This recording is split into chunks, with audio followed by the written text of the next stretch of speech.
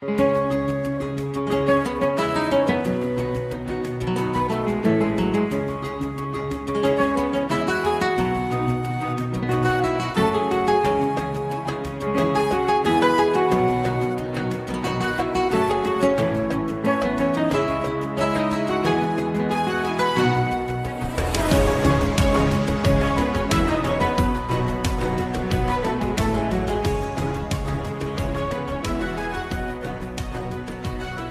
to today's A Slice of Medieval. We have a real treat for you today, a proper historian. Dr. Sharon Mortimer is joining us, described by the Times newspaper as the most remarkable medieval historian of the time, and the author of the fabulous Time Traveller's Guide and a wonderful biography of Edward III. And I've just got one on the fears of Henry IV, which looks really interesting as well. He's a fellow of the Royal Historical Society and a fellow of the Society of Antiquaries. I was going to say antiquities then, but it is antiquaries. I'm not that old, yeah. Antiquary, not antiquity. Yeah. And he's one of the greatest historians of our time. So when we invited Ian to join us, instead of giving him a topic, we asked, what would you like to talk about? And Ian came up with an intriguing concept, medieval speed. So welcome, Ian. Thank you for joining us. Thank you very much for inviting me. And so medieval speed, that's about the pace of communication in medieval times, isn't it? Very much so, yeah.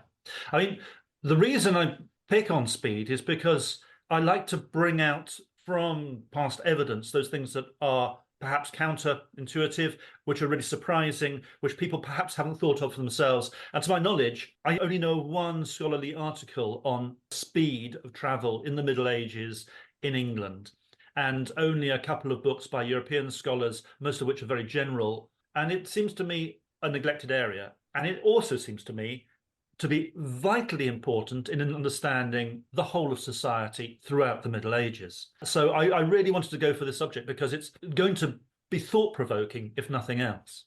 Absolutely. It affected everything, didn't it? Business, religion, politics. It affects everything. And in order to understand how it affects, I think you need to know the speeds we're talking about. Most people will think in terms of medieval people, either on foot or on horseback, and they will think of relatively poor quality roads because we were still effectively using a late Roman road system in this country through the Middle Ages. And they will think of bad condition roads. Horses can't go that fast. Carriages really can't go very far at all. Forget all this about the medieval coaching inns. There is no such thing. So you couldn't really easily use a wheel transport long distances. So you've got preconceptions of people on foot who can probably do 20 miles a day. And that, by the way, is enshrined. There is a legal expectation that everybody could travel 20 miles a day in this country. And there is also the idea that people could ride on top of that. Now, people who are familiar with horse riding perhaps think, well, you could do 20 or 30 miles on a horse and then you'd really want to get off and stop. Of course, they could go much further, but it required changes of horses. And as soon as you start telling people about changes of horses, you've gone beyond their expectation of, oh, it's just one person going on a horse. So how fast could people travel? It depends who they are, how much money they got, the reasons for traveling, which time of year it is, all sorts of things. There's a whole gamut of factors. But if you think in broad terms, we have to assess speeds through long distance because we're not able to rely on their times because their methods of timekeeping were sun-based before mechanical clocks. And of course, once we had mechanical clocks, they weren't regulated to the same time. So you can't trust the times over short distances. But what you can do is look at long distances. And it is very, very difficult to find any instances in the 11th or 12th centuries of anybody moving around at much more than 25 miles a day, however wealthy they were. Now, logically, you can see reasons where people had to move very fast. Think of Harold coming back from Stamford Bridge towards Hastings, and he forced his troops to march as fast, really, as they could. They were probably covering 30 to 40 miles a day, as far as you possibly could go as an armoured person on foot. But beyond that, your communications are very limited. When you look at speeds like the Killers of Thomas Becket at the end of in 1170, you can work out that the speeds they must have done in northern France if they'd sustained them for 24 hours, would have meant they could have done 100 miles in 24 hours. And that's the first indication of prosperous people hitting that boundary of 100 miles a day. If you look for then through the 13th century, in the 13th century, develop a royal messenger service in this country. And they are of two types. There's a mounted messenger and the foot messenger. And the emphasis in both cases is really to transport information securely and with the king's authority. It's not necessary to go as fast as possible, especially because the horse messenger has to use his own horse. So if he's going to knacker his horse out, he's lost his most valuable asset. So you don't really see speeds hit 100 miles per day regularly until the 14th century. And it's very much then on the continent, because English messengers on the continent didn't have to use their own horses. They could use whatever facilities there were. And because kings, Edward III is a good example, wanted that message to get to the Pope, more often than not, as quickly as possible, they were given a time by which they had to get there and get back. Because obviously Edward III had no idea how long it was going to take him to get there. So he gave them a return time. So his official messengers were given, get to Avignon, deliver this message, and get back here in 18 days on pain of death. It's a bit extreme, really, but on pain of death is what he told his own messengers when he was urgent. And those messengers, we have documentation to show that they were regularly doing in excess of 100 miles a day. By the 15th century, then we start to have relays. So Edward III had brought in changes of horses, a regular thing for royal messengers.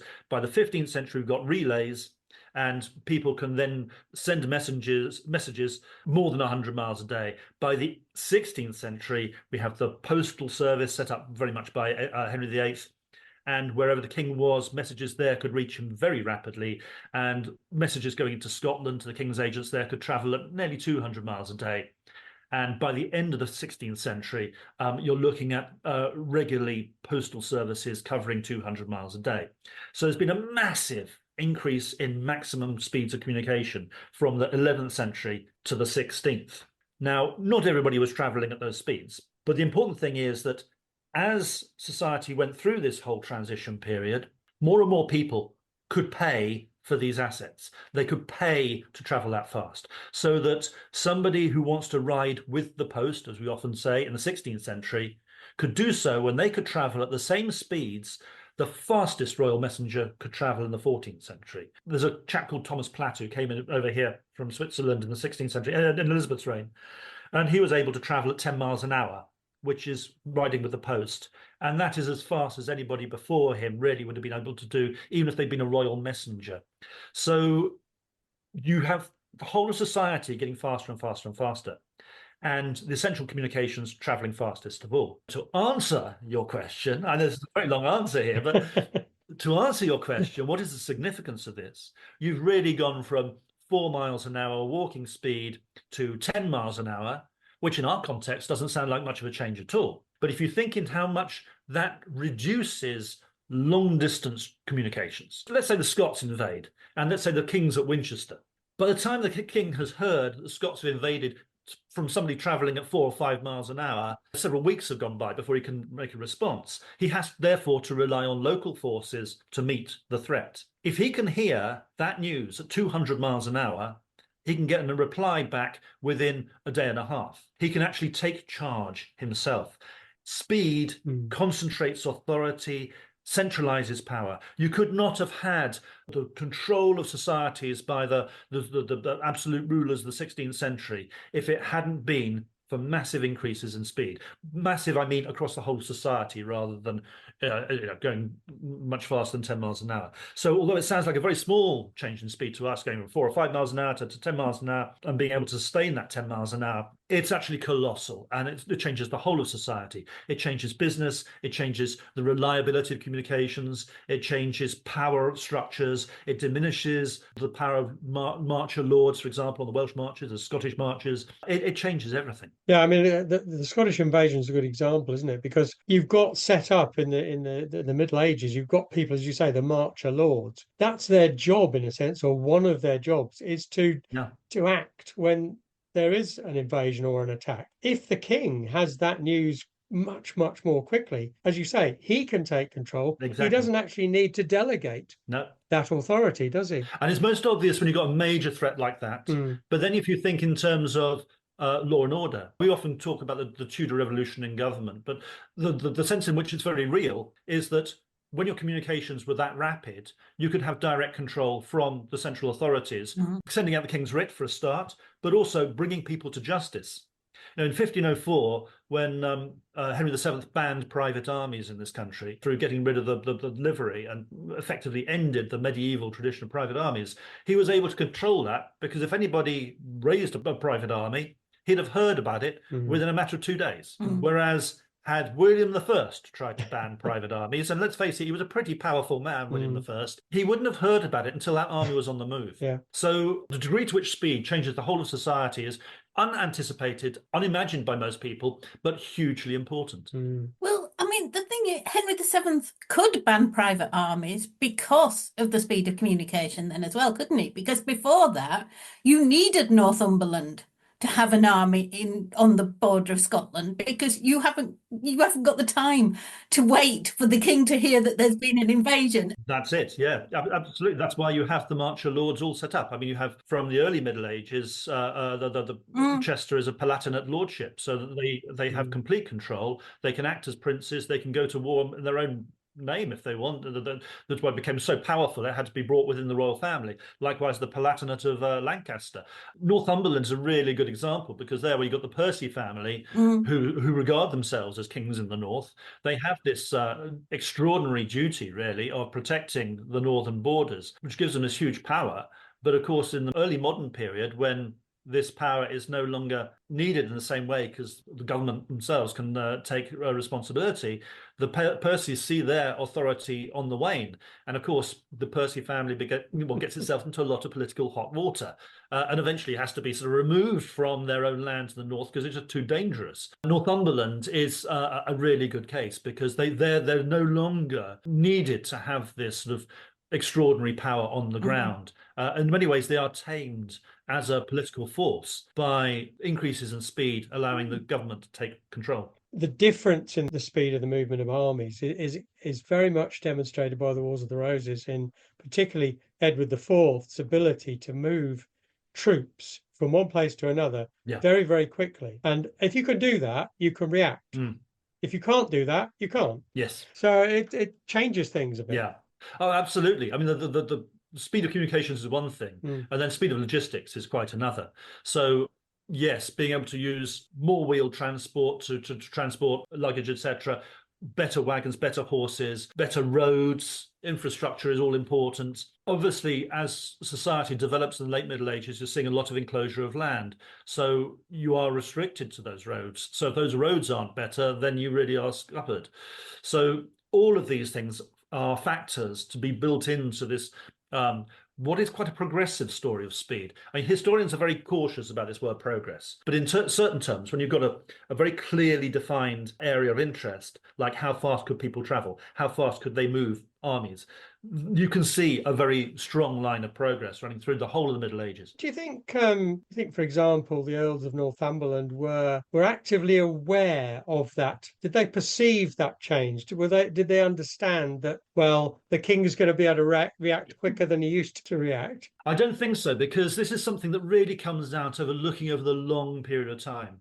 I mean, it really struck me years ago when I was thinking through a completely different project, a project called Centuries of Change, which was looking at the biggest change of the last 10 centuries. And I was wrestling with what was the biggest change of the 19th century. And I did obviously consider telegraph, telephone, and these things. And I was thinking, well, what difference does it really make, the telegraph and the telephone? And for some reason, I just thought, I wonder when the first telegraph lines were put through to Australia and New Zealand. And realizing that those were in the 19th century, and only shortly after the telephone became common in this country, suddenly realized how that control worked. And of course, I had then the almost ad absurdum example of getting messages to and from Australia before the telegraph, where you had to have some chum that you really trusted to go and govern, because it would take 3 months to get a message home. And then that's when it clicked. When the principle clicked because of the telegraph, then I realized, you can apply this message, this lesson, this aspect of human behavior and knowledge right the way through history, and it becomes a way of understanding social change.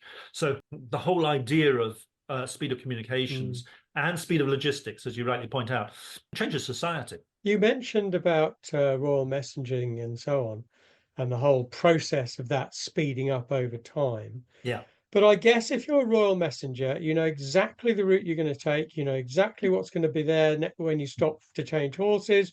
It's very predictable. If you haven't got that kind of travel infrastructure planned, Yeah. I guess traveling long distances is still pretty difficult. Finding your way, is that an issue? Or These are really good points. Yes, you're quite right on all of these points. I mean, to clarify with the royal messengers, they normally travelled, especially when they're going abroad or long distances, they travelled in pairs. They travelled in pairs on the continent for two reasons.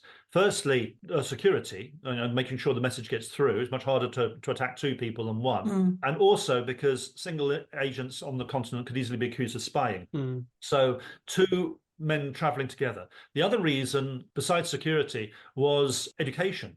So you normally have an older, experienced person who, as you point out, knows all the routes. He knows when to get on a river. He knows when to not to get on the river and go by horse. He knows which season it's going to be faster by river than it is by horse, and vice versa. Your older, experienced hand traveling with a younger person learning the ropes. So there's an apprenticeship scheme built into the whole messenger service. When Edward III sends messengers to Avignon, they're normally in pairs. If they're high status, obviously there's a whole group of diplomats and they travel more slowly, but fast messengers go in pairs on the continent. Other people, it depends who they are and how wealthy they are. So I did a study of the speeds of the bishops of Exeter because their itineraries are so well known and so well documented. And I wanted to know whether age was a factor in how fast a bishop could travel around. And when I looked at the bishops of Exeter, I was astonished to find that Bishop Edmund Stafford, he was a very important man. He was either treasurer or chancellor, I can't remember off the top of my head, early 15th century. He was travelling from his country estates in Devon to London in 3 days, in his 50s and in his 60s. In fact, there was one occasion in his mid-60s, I put it in my book, Medieval Horizons, I think he was about 65, and he did 190 miles in 3 days. Now, a man of that age riding that fast for 3 solid days, I was astounded. There, he has his methods set up. He's got his own horse changes. He's got bishop's manors, episcopal manors all the way to London. He's got places to stay. He's got the horses available. He knows the routes. The people traveling with him know the routes. So you've got this whole system that they too have their mechanized way of getting around. If he's got to go somewhere other than London, he slows up an awful lot. And his predecessors, I have to add, don't travel as fast as he did. Merchants in the 15th century going from Exeter up to London. I live in Devon, by the way, so therefore this is why I concentrate on the southwest much more. The merchants traveling up there could do similar speeds if they were wealthy enough. You have to have a lot of money to be able to pay for the horse hire, accommodation. Traveling long distance was not something you could undertake unless you had sufficient wherewithal. But if you did, then by the 15th century, the structure of roads, inns, horse changes was sufficient. That John Shillingford, for example, when Nicholas Radford was murdered in the 1440s or 1450s, he got up to London in 3 days to go and report it to the government. So in the 15th century, you could travel as long as you had the wherewithal. Knowing your way. If you're going somewhere in foreign parts, you've got to pay for local guides. Local guides normally only know sort of 10 to 20 miles away from one spot. So you have to pay for a whole succession of local guides. And that doesn't necessarily take you strategically in the right direction. I'm astonished by things like the Battle of Radcliffe Bridge in 1387, when the Lords Appellant decide to take action against Richard II's favourite, Robert de Vere. And they know he's coming down from Cheshire with an army of archers. And they know he's heading south. They are effectively around the London area. And 4 of those lords ride north and chase him down south. And Henry of Lancaster, the future Henry IV, has the strategic and logistic thinking he's going to get to the south side of Radcliffe Bridge before Robert de Vere does. So when the 4 other Lords Appellant are chasing him towards this bridge, when Robert de Vere is fleeing with his army and his Cheshire archers, he's going to get to this bridge and find Henry there. And they manage all this. Their strategic thinking of the whole country is It was breathtaking, really. If we didn't have maps, we would not be able to do it. They didn't have any accurate maps to work from. They had to work from experience and the fact that lords of that status were traveling constantly around the countries. They had a very good familiarity with where was where and how to get around. But their strategic knowledge is really quite incredible. If you weren't that familiar with England, you'd be paying for your local guides and quite often getting lost, especially in the north of England. There's a very interesting map. It's not a map, it's a guide, and it was printed in 1600, and there's a copy in the Society of Antiquaries Library, and it's got London and it's got circles around it and it's got all the towns, and it shows you how they thought spatially, because to get to this destination you need to go to that town, that town, that town, that town, that town. So it's basically every direction was a series of normally market towns, and it just shows you how they spatially thought from London-centric point of view, obviously, about the country and how you travel around. But how you find your way, I think, is a really interesting question, especially if you haven't got lots of money, if you're not familiar. I live in Morton Hampstead, which is 24 miles from the Archdeaconry Court in Totnes.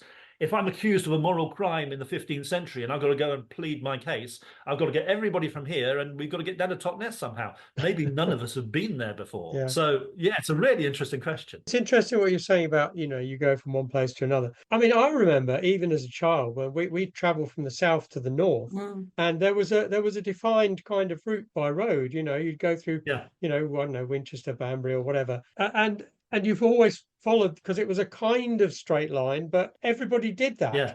They kind of used the same staging towns for travel right the way through to the 20th century. Yeah. Because it's logical thing to do.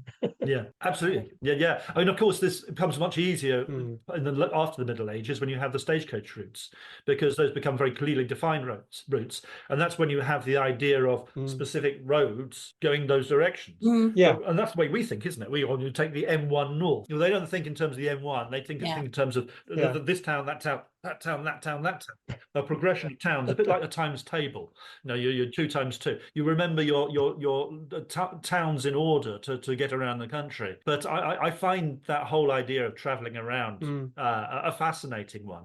And knowing where you're going to stay when you get there, the whole rise of the inn in the 14th and 15th centuries, which facilitates travel. I mean, without the inns, your middle classes really wouldn't have been able to get around, and business would have been hugely impaired. But they stayed at abbeys, though, didn't they? You could stay at an abbey guest house if there was a abbey in the right place, and the guest house had enough space. There's a famous letter from the prior of Birkenhead Priory, which is on the Wirral, where the priory had the responsibility for taking the ferry across to what's now Liverpool. Liverpool was a small market town with a castle in the Middle Ages, but there was a ferry across to it from Birkenhead, and the prior wrote to which king was it? I can't remember exactly. I think it's around 1300. It might be before, it might be after. So one of the Edwards. Yeah, it's around 1300. And the prior wrote to the king saying, please, can we have permission not to look after people, because we can't afford it.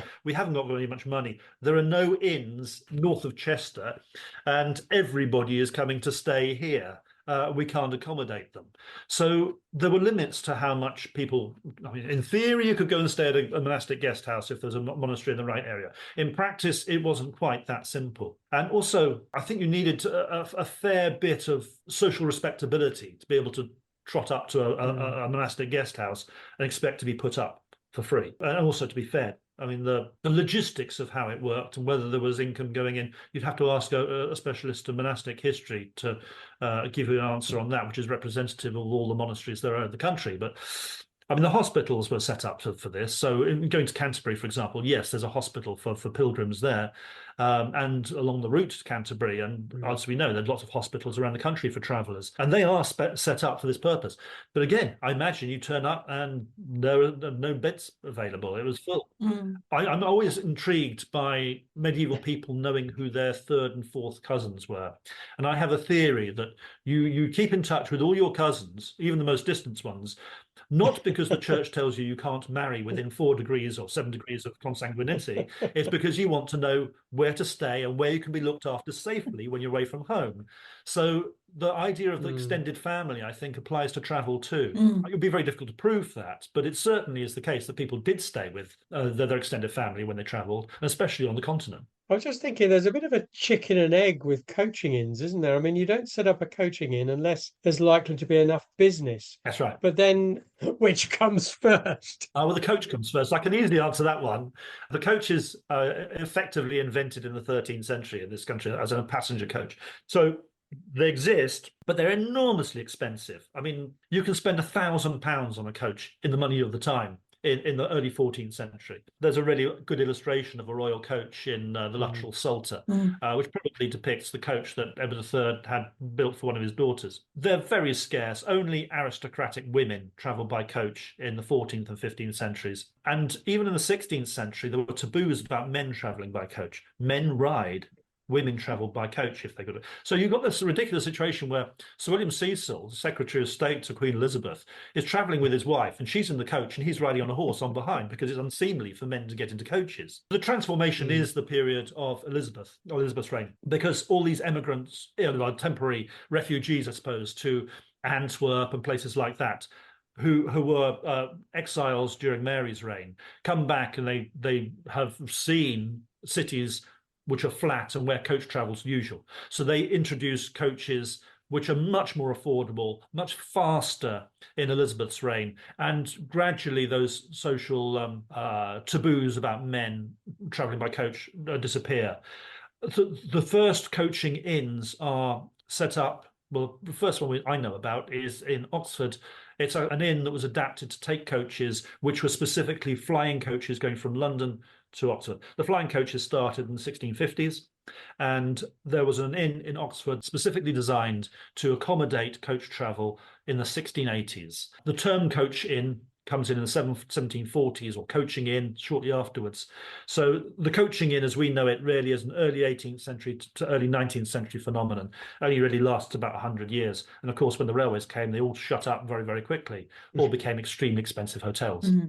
So, the coaching inn, I see it wherever I go, 13th century coaching inn. Yes, not quite. But it's an interesting point. The coach inn, as it was originally envisaged, is an adaptation to growing coach travel in the end of the 17th century. So, I mean, the other challenge when you're traveling, as we all know, is the weather and the changes in seasons. And that must have affected speed. I mean, I'm thinking up here, I live in South Yorkshire. If we wanted to get over to Manchester or Liverpool in winter, in medieval times, we'd have been stuffed because the passes literally close in the snow. Yes, and there is no avoiding that, especially if you're on foot.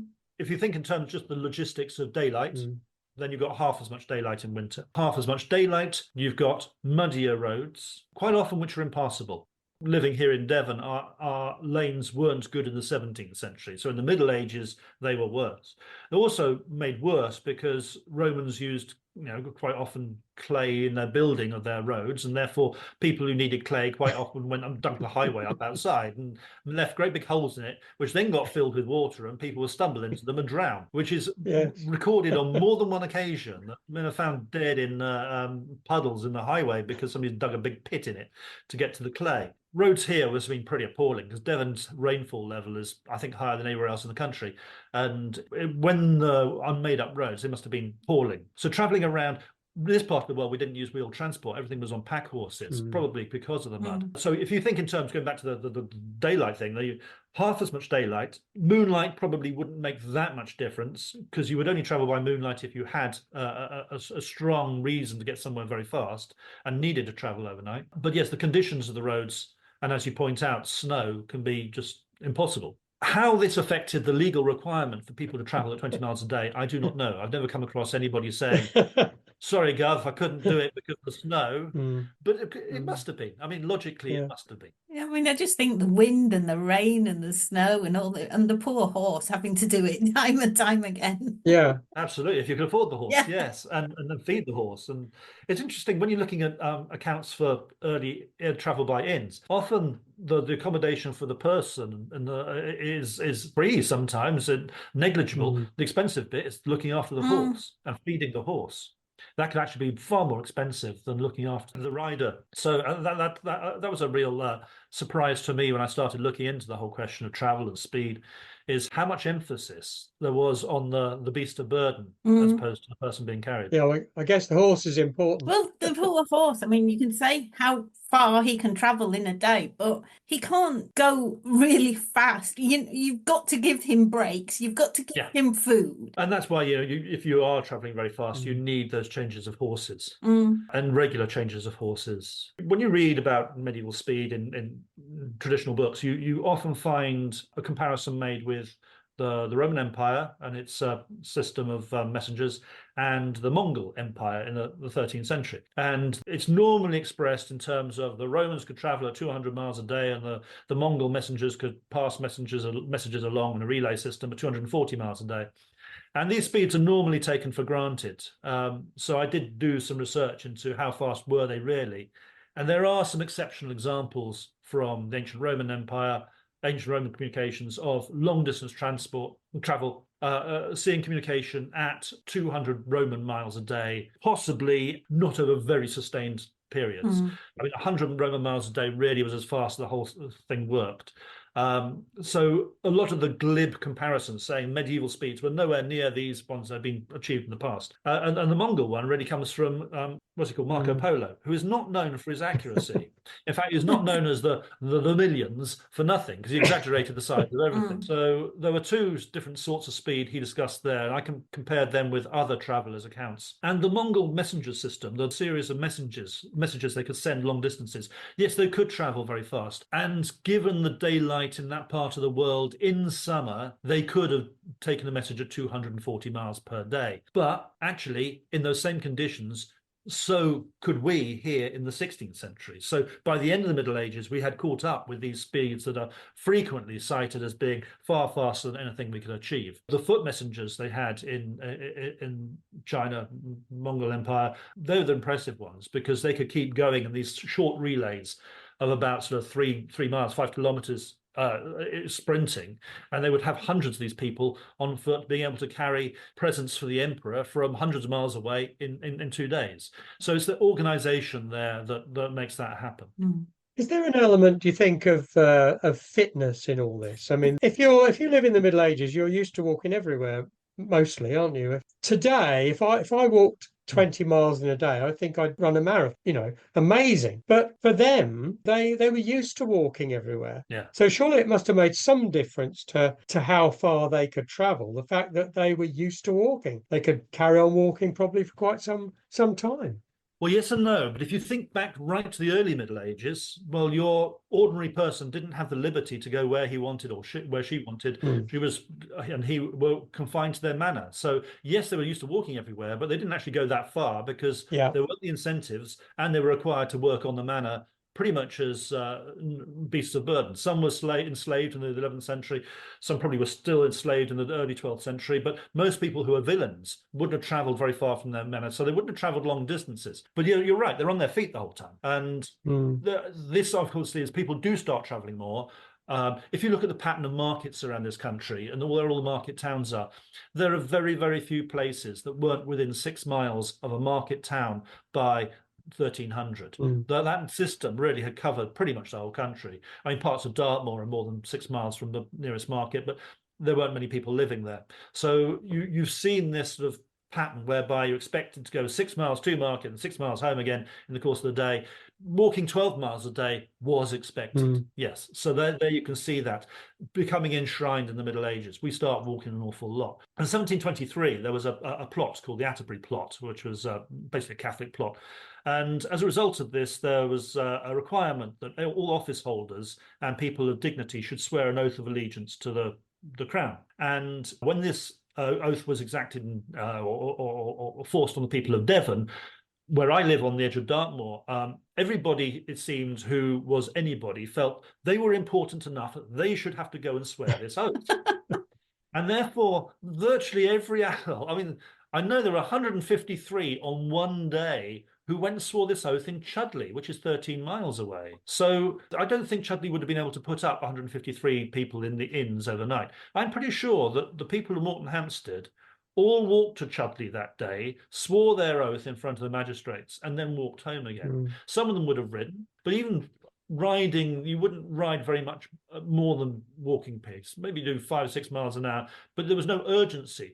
But they were traveling sort of 26 miles just to go and swear an oath. And I don't believe all of those people were riding horses, because 153 in one day is a lot, going from what is effectively one very small town to another very small town. So that familiarity with travel, I thought that was really quite a telling example of it. You might go to a town either on foot or horseback 13 miles away and come back again just for that administrative purpose. Yeah. I mean, obviously, there are things in the Middle Ages like the Crusade. Yeah. A lot of people must have traveled to Jerusalem and across the Mediterranean and so on. How did they find their way? They weren't all wealthy. So how did people get from England to the Holy Land at the times of the Crusades? How did that work, do you think? Varying answers to that. And I mean, quite often they didn't know. I don't know how well you know the People's Crusade before the First Crusade, but there's one point there where they crossed over into Turkey and they got completely lost. And if I remember rightly, there's a chronicle account where, is it a duck they follow? I've got this vague memory that they actually followed a duck. I think it was a goose. A goose, yeah. That's what it was on Horrible Histories anyway. Right.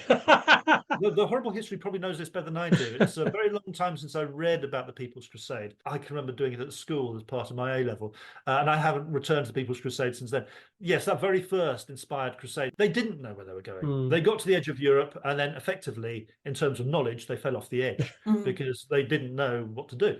Going to the Crusades, groups of people. Okay, a lot of the people would not have been wealthy. They'd been following people who were wealthy, and they were traveling in the footsteps of pilgrims who had already laid out quite a lot of these routes. I don't know of any of the 11th century ones, but from 12th century onwards, you get descriptions of how to get to Jerusalem from people who had been there. By the early 16th century, these are printed books. You could buy a handbook on how to get to Jerusalem.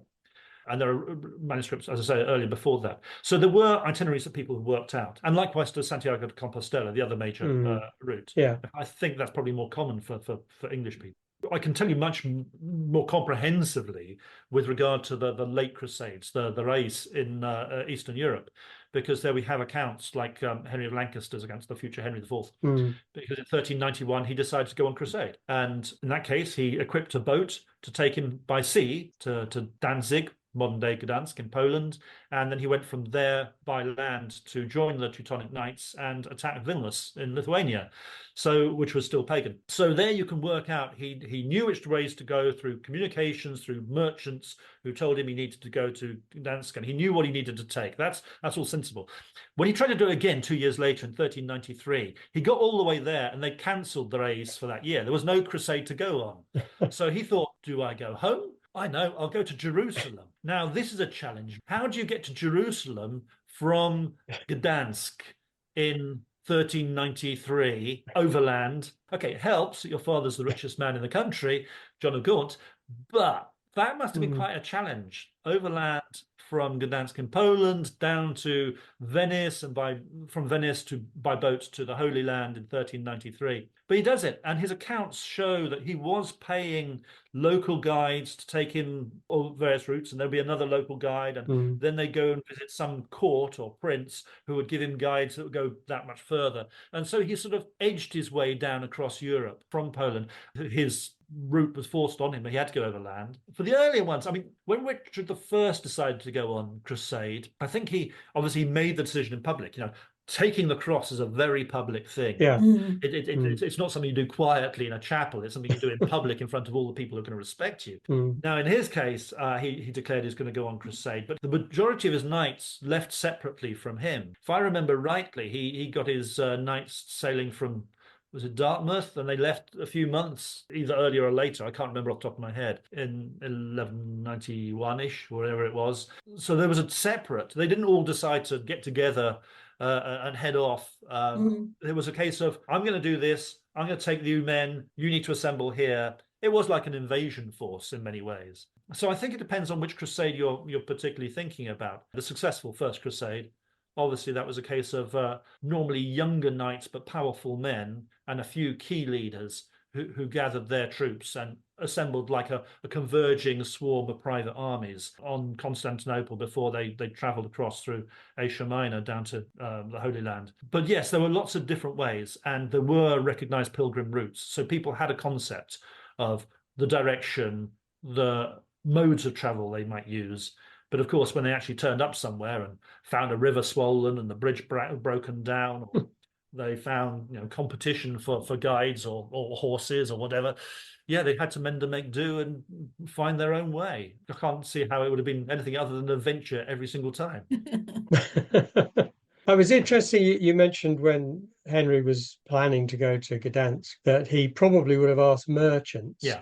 Were they the kind of the font of all knowledge in terms of travel because there were trade routes and established trade routes, perhaps? Merchants and diplomats, yeah. Yeah. The diplomatic ties obviously create bonds of knowledge between kingdoms and sources of power, sources of authority, places of safety. But merchants, they're traveling regularly across Eastern Europe by the late 14th century.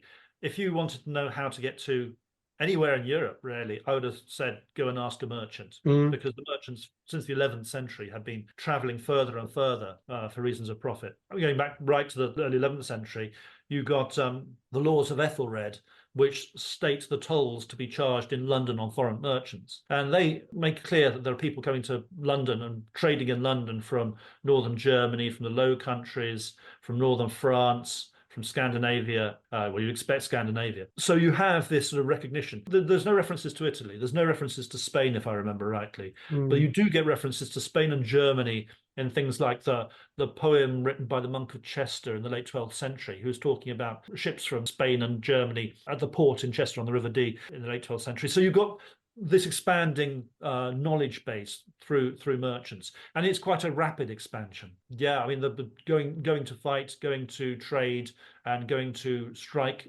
deals and marriage agreements with foreign potentates. All of these things increase knowledge. And if you think about it, the more you travel, the more security you can impart to other people about traveling, and the further you travel, the more you break down all these assumptions about the green sea of darkness and falling off the edge of the world and men with faces in their chests and things like that. The superstitions and the fears dissipate very quickly the further people travel. So what innovations increase travel speed? I mean, you couldn't exactly make a horse go faster, could you? You were talking about setting up relays and changing horses along route, but you have to know where you can buy a decent horse, or do you just swap horses because yours gets tired? You swap them, basically. They swap over and then they're changed over later after they've recovered. The technology, and it's very basic technology, but it is technology of the logistic infrastructure to have changes of horses at normally 20-mile intervals. That is a development. That does make a difference. You wouldn't find that in the 12th century, but you do find it from Edward III's reign onwards. He does have systems of communication which are based around horse changes and expectation of people using royal horses for traveling for speed. How that quite correlates with messengers meant to use their own horses, I'm not quite sure, but I've read that Edward III did introduce changes of horses. With regard to can you make a horse go faster? Well, a horse can only go fast as it can, but you can breed horses to go faster and faster and faster. So you can have your specialist breeds of horses. Now, everybody's heard of the destrier, the great war horses that knights would pay a fortune for, often costing 60 or 80 pounds for a horse. This is your finest war horse that you would use in a prestige joust or perhaps in battle. Normally, the sort of horses you're using in battle are more 10 to 20 pounds compensation when they've been lost. But there you've got a breed of horse that's been designed, I suppose, developed, bred to have a specific purpose. And that was true over the centuries for horses for speed too. In the 16th century, you get specialist horse breeders making horses go faster. There's one particularly famous man whose name actually has escaped me. In the reign of Elizabeth, he was known for breeding the fastest horses. So you've got the logistic technology of changes of horses. You've got horses being bred to go faster. You've got improvements in the roads. The road structure does gradually get faster and faster and faster, especially the main highways. They do become more reliable, and the King's Highway becomes, over the centuries, something more highly prized by society as a large. So you don't get, well, very rarely would you get major roads with holes dug in them, etc. Whereas in the earlier Middle Ages, I think, is much more of a free-for-all, pulling apart the old ancient road system. The King's Highway acquires a greater preciousness to society. So you've got all these different developments. But I think probably the biggest change of all is actually an awareness of time, because in the early Middle Ages, people are still looking at the sun and trying to work out approximately what time of day it is, or sticking a stick in the ground and looking at the shadow. But from the 1350s onwards, you've got clocks chiming everywhere. And you've got this sense that I want to be at such and such place by 5 of the clock or 5 of the bell. And by the end of the 15th century, you've got this sense of time built into town life. In the 16th century, you've got people in towns having breakfast, lunch, and supper on a 3-meal cycle and meeting at certain times and working from certain times.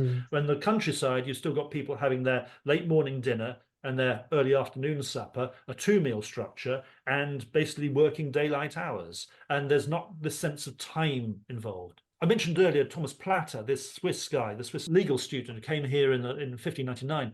And when he rented space to ride with the post and was traveling at 10 miles an hour on the way to Dover, his reason was he'd had a business lunch in London and he needed to go and catch a boat. And that sense of, I need to travel fast in order to catch a boat at such and such a time on the tide. Well, that's a very modern way of thinking. But you wouldn't have got that in the early Middle Ages. And you wouldn't have got it really in the middle of the Middle Ages either. It's very much something that we see at the end, the sense of timeliness and the predictability of things that comes in with clock time in the 14th century. I think psychologically, that was probably the biggest change of all, the sense of urgency. I mean, obviously, there's been a sense of urgency if you get invaded, etc. But the idea for everybody, people who didn't have to make in response to invasions, I think that is something that really is enhanced, certainly, and probably led by this sense of urgency that comes from having clock time. I was going to ask you whether there were certain periods during this long medieval period and into the early modern when the pace of change increased. You kind of answered that really, though, in what we've discussed so far, that pace speeds up, as you just said, in response to certain developments like the use of clocks and so on. Yeah, I mean, the answer there is, for the earlier period, I don't know. The later period, I do, and it's to do with things like the invention of the postal system, the development of networks of messengers, and sometimes dedicated relay systems. Edward IV's relay coming, is it 1471? He wanted to know as soon as the Siege of Berwick, I think it was. He wanted to know the results of that, and he was told that at 200 miles a day speed because he'd set up a messenger service specifically for it. Henry VII and the arrival of Catherine of Aragon, likewise, he wanted to know as soon as she landed in English soil, so he had a relay system set up to tell him immediately. So these things you can see, you can map these, the late Middle Ages and the 16th century, and you can see those changes of speed consciously. People were aware of how they could make things get faster. The earlier period, I can't answer that question because what I'm looking at is a dearth of information where I've got little bits here and there. It's one of those areas of history which is a bit like going through a very dark forest and you've got a few shafts of light coming through and you can see your way through these few shafts of light. But what else is going on in the darkness, you can't really see. So the developments of speed between the 11th century and the late 13th, for example, I have to hypothesize. And you can see that there were changes of speed. You can see there were things like setting up a royal messenger system. Some of those statutes which refer to highway maintenance in the 13th century probably had some benefit. But really, you have to, I suppose, educated guess, speculation in terms of the explanation of the changes you see later. You've got a start point and you've got an end point. The process by which you get from one to the other isn't always clear. And it's very difficult to say whether it's a slow linear progression. I suspect it was, or there were sudden advances which meant people were able to travel faster. But without the changes of horses, without improved roads, I can't see how it all gets that way. Writing Medieval Horizons, I focused on the murder of Becket because there we got manageable periods of time, 3 or 4 day travel, and quite specific moments. We know the time in the day that Becket was murdered. We know where they gathered before the murder. We know they must have crossed the channel. And when the news came back, that must have crossed the channel. So you can work out quite accurately that if they sustained those speeds over 24 hours, they could have done 100 miles a day. But that was why I went for that one. That's the first instance of really fast travel I could put my finger on. I guess there's a big difference between what you could achieve and what people regularly achieve. Oh, yes, yes. And really one is tiny in terms of its significance, and the other is the sort of mass of society sort of marching very, very slowly forward, isn't it? Yes, you're absolutely right on that. And there's a way of checking it too, because certain bishops' registers have records of when writs from the king were received and where they were received. Mm. And somebody whose name escapes me, a scholar, has done a very good account of the receipt of royal writs by Roger Martyville, Bishop of Salisbury, 14th century, and how fast messengers were reaching him. And there were, of the 700 or so letters in this bishop's register, I think 2 of the 700 had travelled at 70 miles a day. And everything else was much slower. And the vast majority were travelling about 10 miles a day. Yeah. So they weren't even doing the legal 20 miles a day speeds. The very, very rare, those speeds of how fast you could travel being fully realised. Vast majority of travel was at a much slower pace, slower even than the 20 miles a day. Yeah, and I mean it's a frequent question: how fast could people travel? How far could they ride on a horse? And I've always thought, well, you're not talking about the absolutes here. You're really talking about the day to day, Absolutely. what was normal. Yeah. And that's kind of how life was. Yeah, that's why that article on Roger Martyville's communications is such an interesting and powerful read, if you're trying to understand what daily life and communications really were like. And as the messengers, I suppose you want to make sure that, as a messenger, that the targets are achievable. So those 2 messengers that travelled at 70 miles a day, you can imagine the rest of the messengers going, "Oi, slow down," because Yes, a bad name. the king will start expecting it. Like with you've got to get to Avignon and back in 13 days. Who managed to do it in 13 days so that everybody else has to do it in 13 days? Yes. I mean, with letters domestically, normally there is an expectation you're getting back within a certain period of time. So no one really knows how fast the thing is going to be delivered. Obviously you expect your messenger to go at a reasonable pace, but you don't necessarily, you're not going to know how fast he's actually gone. So he's got a fair degree of discretion as to how fast he actually travels. The king's exhortations to his messengers to be going to Avignon and back, I think it's 18 days he allowed them. It is pretty remarkable. I mean, you've got travel across the Channel, you've got find your way down through 560 miles odd of France. It's quite a burden. Whereas domestically, you don't see that pressure. You can imagine though, can't you? Sat at Dover with a big storm blowing, and you're thinking, 15 days, 14 days. On pain of death. Dead. Oh my God. Yes. Yeah. Unfortunately, we don't have many really good accounts of travel and the costs and the decision making, because the ones that do, I mean, it's really interesting to see where they chose boats, where they paid for horse hire, horse changes. Of course, that's another. I mean, talking about logistics and changes over the period, you have the advent of horse hire at the end of the Middle Ages, whereas you don't really have that in the early period. So few people were traveling long distances that horse hire wasn't a thing as such. Whereas by the age of inns around 1400, then horse hire starts to come in, and of course it becomes more and more common as the centuries go on. So by the 17th century, quite a lot of people would just have hired a horse as a matter of course for routine business, but that wouldn't have been possible in the early Middle Ages. So it's really quite a mix of factors, isn't it, that drive something like speed forward over time. We can pick on clocks, but absolutely, it's more. It's just broad. It's huge. It's everything. Yeah. I mean, as soon as you start talking about speed and speed of interactions, you are talking about connections and interactions, and that is what makes society tick. All those interactions and connections.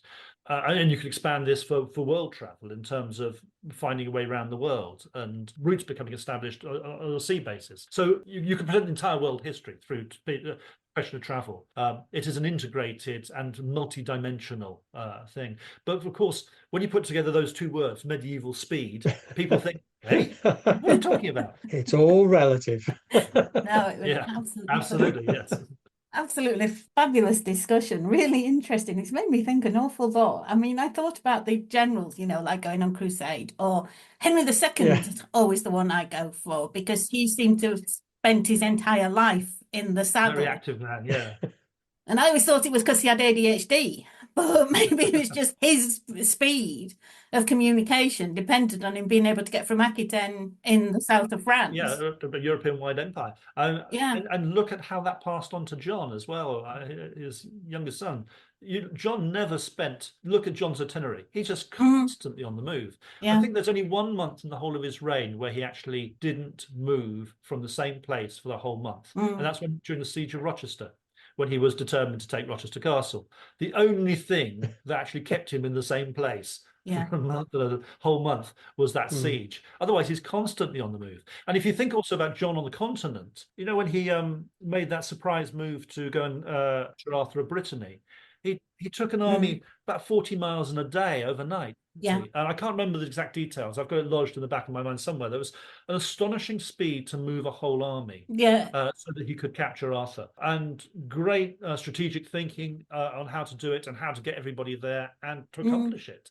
So Henry II's always in the saddle attributes passed on to his sons too, and especially John. How fast John really travelled. If he'd been in a small group of people, I wonder how fast he'd have got around England in his heyday. I think he could probably have rivaled my knights murdering Becket. Yeah, he did get around right until his dying day as well. You know, he was at Swinesend Abbey 2 days before he died, and then he was at Newark where he died, and before that he'd lost his jewels in the wash. Yes, but still not a person I'd want to meet, I have to say. I'd love to meet him. Oh, well, I can think of quite a few kings I'd rather meet than John. I might survive some of the other ones. Yes. Probably starve me to death or something, wall me up in the castle wall. I mean, if anybody wants to know more about speed, and there is a chapter in Medieval Horizons I should flag up, because there isn't, you're not going to get research in many places, but there is a chapter in that one, Medieval Horizons, Why the Middle Ages Matter, which came out last year, and there's a dedicated chapter in there. So most of Medieval Horizons is about changes in cultural horizons, understanding, but there's one dedicated chapter which is specifically about speed and the changes brought on society by changes in speed. So if you want to have some hard figures and you want to be able to quote things and you want some specific example, there are lots of statistics in there, which I can't all remember all off the top of my head now, but they're all in there in the book. So that's where to go if you do need to know about medieval speed and how it changed and what speeds at what times were accomplishable by what people in what circumstances at what time of year, etc.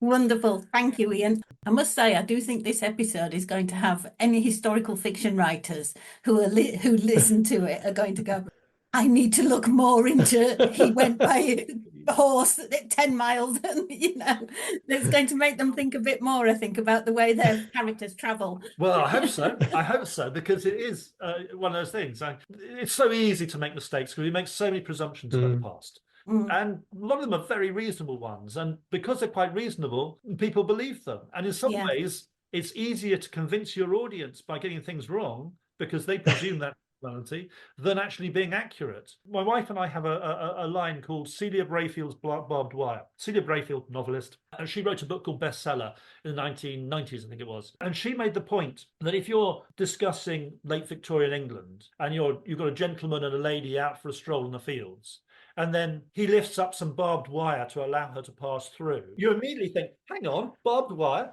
And you immediately stumble on this. No, the fact is, yes, barbed wire was invented in the 1890s. Where I live here on the edge of Dartmoor, there was almost a riot about the use of barbed wire here in 1907.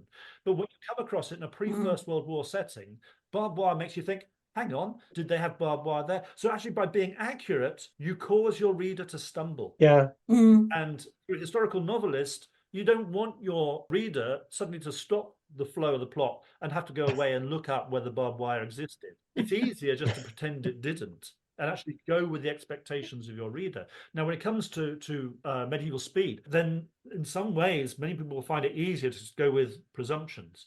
But the idea that you can get Joe Bloggs traveling 100 miles a day by horse in the 14th century, it's not going to happen in a domestic setting, not unless he's got a lot of money behind him and a really strong, powerful motive to try and do that much in summer when the weather's good. Thank you very much, Ian. It has been absolutely fabulous chatting with you. I think Derek's going to have a real hard time editing this because I think it's going to be as long as it is that we've spent talking, because I would not want to cut anything out. It's been absolutely fascinating. I've learned an awful lot. Thank you so It's much. been a real pleasure. Lovely to be able to chat about these things. I love sharing history. So if anybody's inspired, I'm very, very pleased.